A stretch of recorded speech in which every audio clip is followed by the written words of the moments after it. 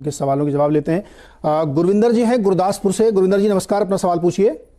नमस्कार sir. Sir मेरे पास रिको auto है सर, 750 क्वांटिटी है सर, 58.60 में। 58.60 में रिको ऑटो के 750 शेयर हैं। अभी 10 रुपए का नुकसान है। क्या करना चाहिए सर्वेंद्र? रिको ऑटो, ऑटो इंसुलरी का एक बड़ा प्लेयर है ये, और ऑटो में बहुत खबरें हैं, नंबर्स भी आ रहे हैं, तरह तरह के उसमें डेवलपमेंट्स देखने को मिल रहे हैं। तो रिको ऑटो इन्होंने ले रखा है, क्या करना चाहिए इनको?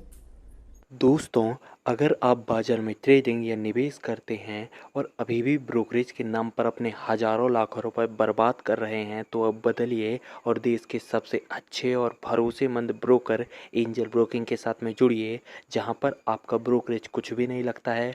ब्रोकरेज लगता है तो सिर्फ इंट्राडे ट्रेड में, वह भी सिर्फ 20 रुपये। तो लिंक डिस्क्रिप्शन में है, वहाँ पर जाकर आप अपना अकाउंट ओपन करा सकते हैं एंजल ब्रोकिंग से। नीरज जी देखिए, यहाँ पे स्टॉक थोड़ा बात यही हो रही है कि अब हम जब ये शोज कर रहे हैं दर्शकों के साथ, तो हमको ये देखने में मिल रहा है कि थोड़ा ओवरबॉट रीडिंग्स, थोड़ा एकदम टॉप पे जाके लोग अब खरीदारी भी कर ले रहे हैं, तो वहां पे फिर ये तकलीफ हो रही है। अगर आप इसका 2 महीने का चार्ट, लास्ट 2 महीने का देखेंगे तो क्लियर कट इसको एक 60-62 रुपए से क्लियर कट रिजेक्शन आ गया है। 2 महीने से उसके ऊपर टिक नहीं पाया है। तो मेरा इनको सजेशन यही रहेगा कि उछाल आवे तो आई थिंक कॉस्ट के आसपास या उससे 1-8 रुपए आगे पीछे आई थिंक इसमें से एग्जिट करने की सोचें। आई थिंक स्टॉक काफी ओवरबॉट है और एक करेक्शन इसको लेके जाएगा, वो तकरीबन इसको 40-42 के लेवल्स तक भी लेके जाएगा। तो मेरा मानना है कि उछाल में निकलने की कोशिश करें और दोबारा अगर अच्छा लगे तो 40-42 के आसपास इसको देख सकते हैं। तो यानी जहां पे इनकी कॉस्ट बनती है 58 रुपए के आसपास, वहां इनको निकल जाना चाहिए। गुरविंदर जी ध्यान रखिएगा, पैटर्न बहुत अच्छा नहीं है, तो इसलिए आप अपनी कॉस्ट टू कॉस्ट में भी निकल जाएंगे 58-54 ऊपर, तो बेटर रहेगा। जब और नीचे आएगा तब आप इसमें एंट्री लीजिएगा। ये आपके लिए राय यहाँ पे निकल के आ रही है। BS चड्ढा जी हैं दिल्ली से। BS साहब नमस्कार, सवाल पूछें अपना। नमस्कार सर। सर मेरे बास के 25 शेयर हैं एट 1215 BASF। और हाँ जी, हाँ, और संगम रिन्यूएबल्स है 500 शेयर 22 रुपए 15 पैसे। कौन सा रिन्यूएबल बनाया आपने? संगम रिन्यूएबल, अभी उसका नाम है वारी रिन्यूएबल्स हो गया है। अच्छा, वो ढूंढवाते हैं। तब तक BASF में क्या बहुत वॉल्यूम वगैरह है क्या सर्वेंद्र? BASF देखिए नीरज जी, कभी भी ये तो लो वॉल्यूम स्टॉक है, इसमें कभी भी आप बहुत ज्यादा ट्रेडिंग का स्टॉक नहीं है, तो बाय एंड होल्ड, ये तो डिलीवरी करने वाला स्टॉक है, तो ट्रेडर्स के लिए नहीं है। आई थिंक ये इन्होंने इन्वेस्टर होराइजन से ही लिया है। आई थिंक सेटअप्स काफी अच्छे हैं। आप देखिए एक अच्छा ट्रेंड पकड़ के चल रहा है, और अगर आप देखें तो आई थिंक अभी भी कहीं आपको टॉप लोअर बॉटम फॉर्मेशन कहीं डेली चार्ट पे भी दिख नहीं रहा है, तो clear cut higher top higher bottom formation में स्टॉक है और चल रहा है। तो आई थिंक ट्रेड में बने रहें। मैं इनको एक ट्रेलिंग स्टॉप लॉस देता हूं। आई थिंक एक स्टॉप लॉस जरूर लगा के रखें पिछले लो के आसपास, तो वो थोड़ा सा मेरे ख्याल से वो नंबर आएगा आपका तकरीबन 3390 के आसपास। तो आई थिंक 3380 के नीचे एक स्टॉप लॉस लगा के रखें, ट्रेड में बने रहें। आई थिंक स्टॉक के सिग्नेचर्स अभी तक कहीं अच्छे ही हैं, अभी तक कहीं पे भी कोई रिवर्सल के साइन नहीं है, तो ट्रेड में बने रहना चाहिए। ओके सर्वेंद्र, आज FMCG में बहुत तेजी है। डाबर देखिए, HUL देखिए, मैरिको देखिए, कॉलगेट देखिए, सब में एक बहुत अच्छी तेजी देखने को मिल रही है। और डिफेंसिव प्ले के साथ साथ अब इस समय तो जिस तरह से पिछले कुछ दिनों से चल रहे हैं, और इनका बीटा बड़ा बढ़ता हुआ दिख रहा है। इस टॉप रन स्टॉक्स में कोई स्टॉक आपको लगता है कि अभी इस समय कोई ट्रेड बन सकता है, बड़े वाले जो हैं? देखिए सबसे वेल ट्रेडेड, सबसे लिक्विड वाले के साथ जाऊंगा। आई थिंक लीवर में आप देखिए एक 2500-2600 का कहीं हर्डल लगता था, वो इसने क्लियरली डिसाइसिवली निकाल लिया है। वैसे तो सारे के सारे स्टॉक ओवरबॉट हैं, तो वो मध्य नजर रखना बहुत जरूरी है। बहुत एग्रेसिव और बहुत हाई लेवल की पोजिशनिंग आप नहीं करेंगे, बट आप अगर लेना है तो लीवर में लेंगे। आई थिंक लीवर में 2730 के स्टॉप लॉस से एक ट्रेड बनता है कि मुझे लगता है कि 2850-2860 के स्तर भी लीवर ऊपर में छुएगा। तो अगर कोई वो ट्रेड ले रहा है तो 2730 का स्टॉप लॉस जरूर लगा के रखें। ओके, तो HUL में आप स्टॉप लॉस के साथ ट्रेड कर सकते हैं। इस समय बड़े अच्छे रन में चल रहा है, तो ये सीरीज मुझे लगता है इसके लिए काफ़ी बेहतर जा सकती है। पुणे चलते हैं, हमारे साथ BS मेहता साहब हैं। मेहता साहब नमस्कार, अपना सवाल पूछें। नमस्कार सर, मेरे पास रेमको सिस्टम के 60 शेयर है @544, और दूसरा है पेट्रोनेट LNG 100 @241। तो इसमें करंट इसमें भी एवरेज कर सकते हैं क्या? किसमें करंट में, किसमें? दोनों। अच्छा, रैमको सिस्टम्स में देखिए 544 का प्राइस इनकी कॉस्ट है। नुकसान है यहाँ पे 81 रुपये का। 60 शेयर इन्होंने ले रखे हैं, और पेट्रोनेट LNG में भी, और वहाँ पे इन दोनों ही शेयरों में रादर वो चाहते हैं क्या इस समय भी एंट्री ले सकती है। रादर बेसिकली ये एवरेजिंग की जानकारी चाहते हैं। सर्वेंद्र, गिरते हुए बाजार में क्या एवरेजिंग करनी चाहिए? देखिए ये तो निर्भर करेगा नीरज जी की स्टॉक क्या है और उस पर व्यू क्या है। गिरते बाजार में अगर कोई अच्छा स्टॉक है और आपका उस पर कॉन्फिडेंस लेवल सेम है, तो आप डेफिनेटली उसमें एवरेजिंग देख सकते हैं और कर सकते हैं, बट वो भी प्रॉपर लेवल्स पे आपको करनी होगी। तो ब्लैंकेट कॉल तो नहीं रहेगा एवरेजिंग करने का, बट अगर गेम प्लान क्लियर है तो यस, व्हाई नॉट। तो सरविंद, रैमको में बताइए ना, रैमको सिस्टम्स इनके पास है, 544 पे ले रखे हैं इन्होंने, 462 का प्राइस चल रहा है जी। क्या करेंगे? देखिए, इसमें मेरा मानना यह है कि अभी तो स्टॉक में एक करेक्टिव फेज चल रहा है, तो इसको थोड़ा टाइम दे दें, बट मेरा मानना यही है कि एक 7-8 महीनों का एक अच्छा करेक्टिव फेज का ओवर हो रहा है। आज जैसे हम बात कर रहे हैं उस समय उसके क्लियर उसके आंसर नहीं है, सिग्नेचर नहीं है कि रिवर्सल हो गया है, बट मेरा मानना यह है कि तकरीबन ये अपने एक 4-5 महीनों के जो अभी करंट वाला जो डिक्लाइन चल रहा है 3-4 महीनों का, आई थिंक उसके किसी लास्ट फेज पे है। करना है तो थोड़ा एवरेज यहां कर सकते हैं, बट जो नई पोजीशन बनाएंगे उसमें जरूर एक स्टॉप लॉस रखें। तो अगर 462 के आसपास जो भी ट्रेड ले रहे हैं उसमें मेरे हिसाब से एक 432 का स्टॉप लॉस बना के वो ट्रेड ले सकते हैं, तो उसी बहाने एवरेजिंग भी हो जाएगी। बट जो नया ट्रेड लेंगे उसमें स्ट्रिक्टली 432 के नीचे आपको निकलेंगे अगर ट्रिगर हो जाता है तो। ओके, मेहता जी, आपने क्या लॉन्ग टर्म के लिए लिए थे क्या? हाँ सर, ये मैंने लॉन्ग टर्म के लिए लिए हैं, इसलिए मैं इसमें पहले क्योंकि 800 का टारगेट दिया था मैंने, CNBC से ही पूछा था, तो इसलिए मैं लॉन्ग टर्म के लिए क्या मैं एवरेज कर सकता हूँ क्या मेरा की तरफ? तो अभी उन्होंने आपको सलाह दी है कि ये भी क्लियर सिग्नल इसमें नहीं मिल रहे हैं चार्ट में, लेकिन आप इसमें ले सकते हैं लोअर पे ट्रेड, लेकिन उसके लिए भी आपको फिर एक वो जो स्ट्रेटजी भी उन्होंने सुझाई कि 430 के आसपास स्ट्रिक्ट स्टॉप लॉस लेके आपको यहाँ पे एवरेजिंग करनी है, तो आप इसमें कर सकते हैं। लॉन्ग टर्म के लिए हैं तो आप वेट कर सकते हैं, चार्ट पे हो सकता है वो पैटर्न रिवर्सल यहाँ पे आता हुआ दिखे आपको। पेट्रोनेट LNG में 1 मिनट जल्दी से देख लीजिए सरवेंद्र, पेट्रोनेट LNG में क्या करना चाहिए? देखिए, पेट्रोनेट तो स्टॉक आप देखिए तो लास्ट कुछ हफ्तों कुछ महीनों से आप देखें तो साइडवेज हो गया है, अपने लॉन्गर टर्म एवरेज के नीचे चल रहा है। तो आई थिंक जब तक 235 का क्लियर ब्रेकआउट नहीं होता तो उसमें कोई बाई साइड का ट्रेड तो नहीं बनेगा, बट आई थिंक ये थोड़ा स्टॉक पिसता रहेगा और तकरीबन मेरे हिसाब से 210 से 230 की रेंज में रहेगा। 210 to 230 की इसकी रेंज है, 235 में इसमें अपसाइड ब्रेकआउट आएगा, वहां पे डेफिनेटली इसको बाई साइड में देख सकते हैं। ओके, तो इसको रेंज के अंदर अगर ये प्ले होता है तो लोअर रेंज में जाके आपको खरीदना है और उसके हिसाब से प्ले करना है। विजय सिंह जी रांची से फोन लाइन पे हैं, इंतजार कर रहे हैं। विजय जी नमस्कार, सवाल पूछें अपना। नमस्कार वाजपेयी जी, मेरे पास टाटा पावर का है कॉल 140 का।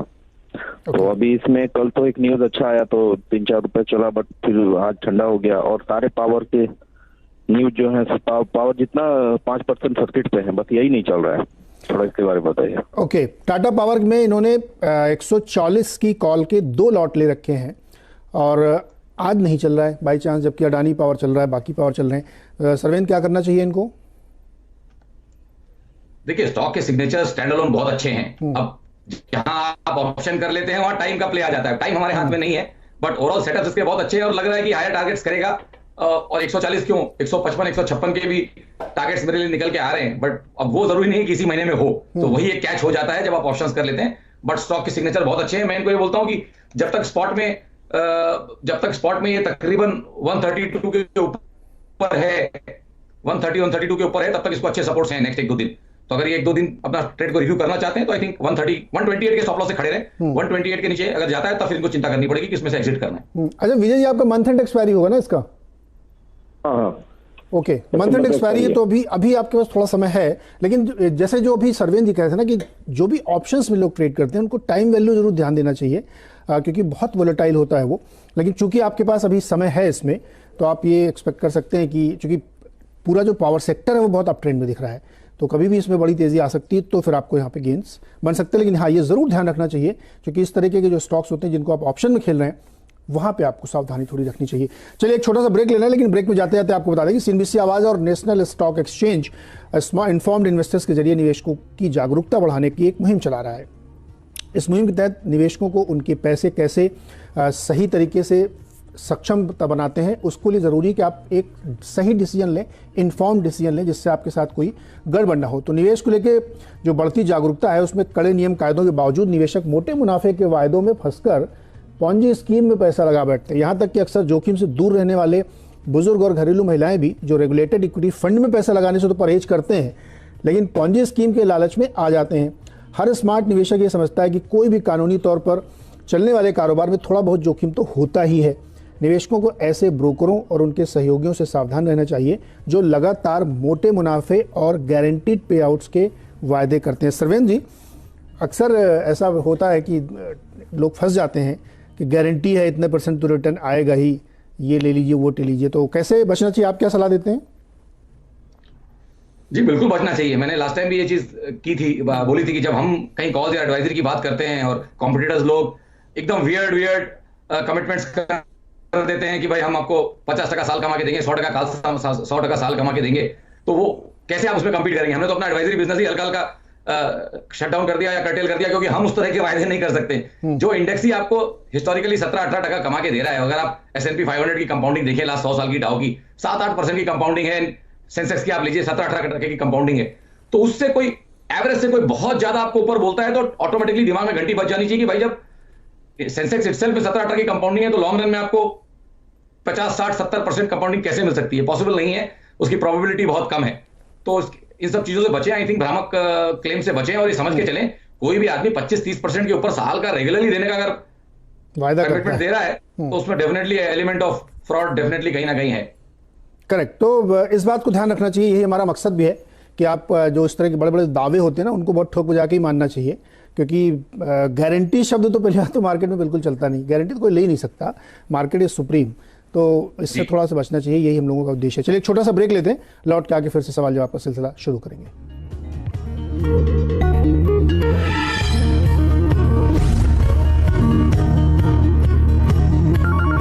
शुरू करते हैं फिर से सवाल जवाब का सिलसिला। सुमन जी हैं मुंबई से, सवाल पूछना चाहते हैं। सुमन जी नमस्कार, अपना सवाल पूछें। Good morning ji. I have a question for Coal India. Okay. Coal India I have 175 shares at average price of 353, purchased 2014-15 का। ओह सरवेन जी बहुत ऊपर ले रखा है, 353 रुपए का, और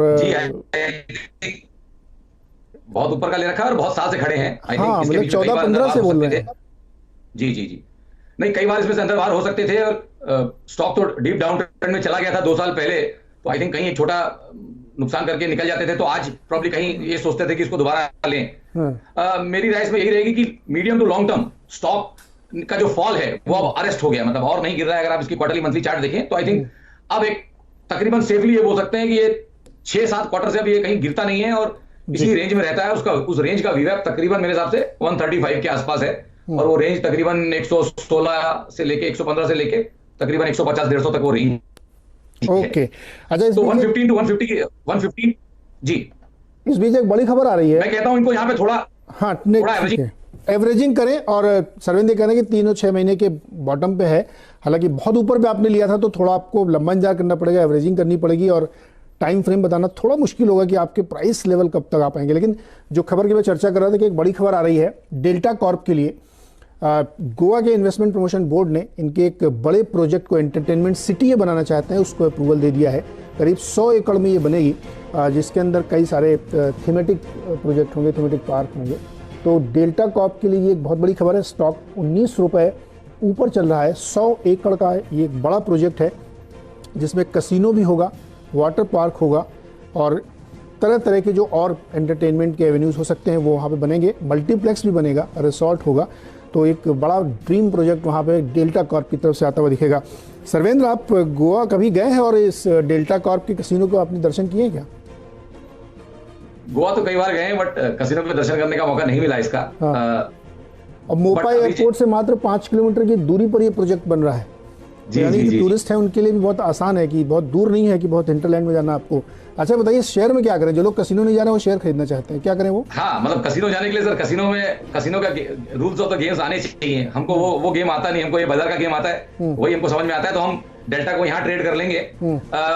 देखिए, आई थिंक अगर आप देखें तो इसका क्वार्टरली मंथली पे जो आज जो हो रहा है, एक काफी इंपॉर्टेंट लेवल 205-206 जहां पे ये पहले अटकता था, और वहां से आप देखें तो हर बार एक गिरावट आ जाती थी जो उसको वापस 160 तक लेके जाती थी। आई थिंक उसको ये डे 1 है चैलेंज करने का, तो आप चाहिए तो आज, नहीं तो आप इसको 1-2 दिन दे दें। बट मेरा मानना है कि 205-206 के ऊपर डेली क्लोज करके 1-2 दिन खड़ा रह जाता है तो इसका नेक्स्ट लेग ऊपर का चालू हो जाएगा, और आई थिंक उस लेग में इसके टारगेट्स आएंगे तकरीबन 250-255 के। तो बिल्कुल बढ़िया ट्रेड बन रहा है, ब्रेकआउट पे ही है, ब्रेकआउट हो रहा है, ट्रेड ले सकते हैं, चाहे आज ले लें चाहे कल। 10% की शानदार तेजी है, और अगर ये जिस लेवल पे अभी ट्रेड करा है इससे ऊपर क्लोजिंग देता है तो 250 तक के टारगेट मिलेंगे। खबर आपके सामने है कि 100 एकड़ पे एक बड़ा थीम पार्क बनेगा जिसमें कसिनो भी होगा, 190 का स्टॉप लॉस है, इस चीज में 190 का स्टॉप लॉस रहेगा अगर आप ट्रेड लेते हैं। हाँ, एक स्टॉप लॉस के साथ ट्रेड करें। और बहुत बड़ी खबर है इसके लिए, गेम चेंजर है। अभी तक केवल कसिनो में थे, अब ये थीम पार्क भी चलाएंगे। सर्वेंत, बहुत जल्दी क्विक राउंड में CDSL किसी ने ले रखे हैं 100 शेयर 1365 पे, क्या करना चाहिए?